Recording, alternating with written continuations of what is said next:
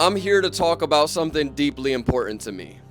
Maria Zardoya's love life. Now, to those who are uninformed, Maria Zardoya is the lead singer of the hit band The Marias, who I talked about in the video at the top of the description. Why would I be so concerned about her love life? Because I'm trying to hit. Because she just dropped a new album. It's a solo album away from her band. It's under a new name, Not For Radio. This new album is called Melt. What do I have to say about this album other than, God damn, this girl's so fine. Oh my God. The purpose of this video is really to just put y'all on and sell you on how talented this girl is as a singer and as a musician. I initially found Not For Radio through her band, The Marias.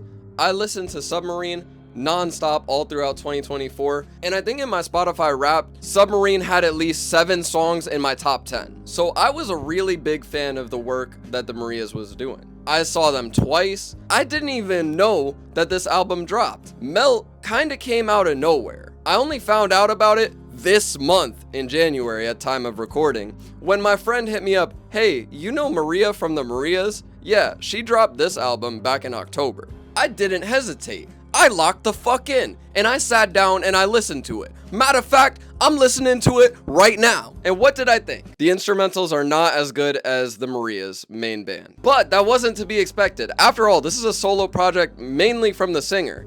I don't even know who produced this. I did no research on this shit. I said, I'ma just hop right in. As far as production goes, this album barely shares any producers with the Maria's albums. So that basically means that the album has to rely heavily on Maria's vocal performances and songwriting in order to get its message across. So how does it do? Fucking great. This album became my favorite album to have the word melt in it. I need a new Denzel project so bad. This album tells a story. It was written by Maria during a time where she asked the question, is love worth all the pain? And I feel like this album basically describes that headspace. It describes Maria's incompatibility with her partners. It describes her tearing herself apart over guilt from doing her partner's dirt. It describes what she would do to her partner if she had the chance. And it describes the fleeting feeling of just everything melting away in a moment. So overall, with that one uniting theme of questioning, is love worth all the pain? The album does a fantastic job of exploring different avenues in which that can be expressed. The song Puddles is about an imaginary person. It's about someone that she would want to be with if she was in the headspace to be with someone. It's almost a confession to herself, explaining how much she craves and desires intimacy. She's shut herself out from it for so long. She comes to the conclusion at the end of the song that she should try to find some kind of intimacy. But then she gets humbled hella quick, because the next song, My Turn, basically explores all of the guilt that she has about her past partner. This guilt is absolutely stopping her from moving on. I gotta say, My Turn is probably a top 3 song on this album. By the end of the song, her performance is one of the best performances I've heard from Maria in any of her songs. The next song does pick up the vibes of the album because at this point we're pretty sad.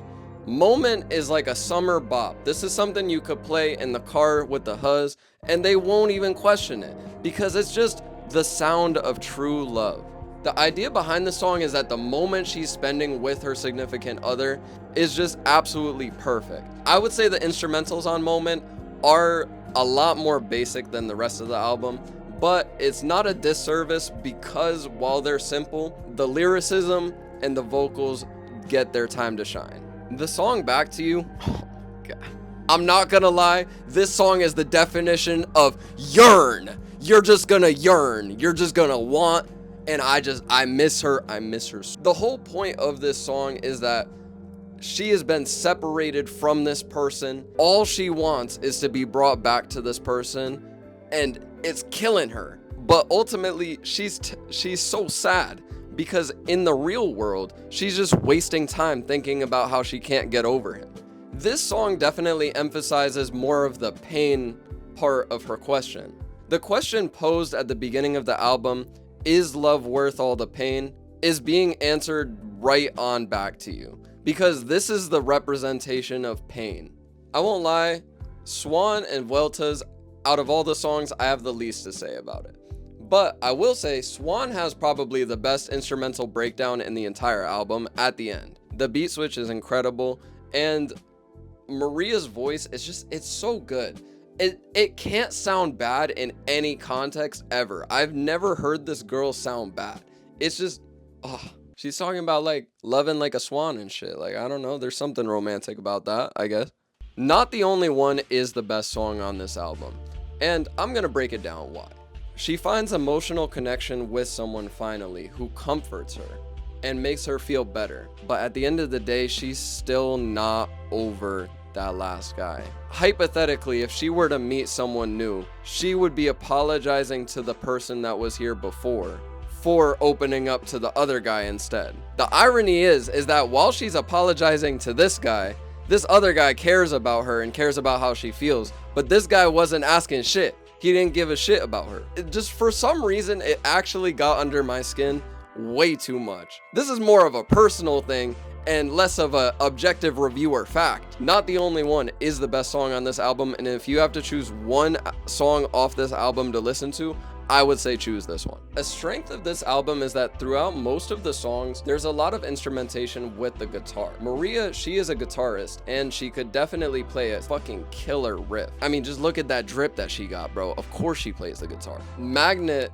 the guitar is played throughout pretty much the whole beat. And oh my God. I'm not sure if it's her playing that guitar and it's sampled and looped, or if it's someone else, but I'm gonna assume it's Maria because, I mean, it's her album. But Magnet expresses the feeling of how far she feels from her partner and how she feels she should always be next to him no matter what. She feels absolutely attracted to his presence and to his aura like a magnet. That's why it's called. So ultimately, she's breaking down because she just can't see bro. But I do think this plays into the theme of the album though. I feel like most of this album is her exploring her own personal mind and her thoughts on a relationship. It's less about her talking about a physical person or someone right in front of her. It's more her exploring her needs and what she wants out of a partner. Magnet, in a way, is a flaw to her because she feels she can't even spend a moment without this person. Even in the trees watching him through his window, she's too far away from him. Water on the Nose is more of an expression of who she wants her partner to be, in the sense that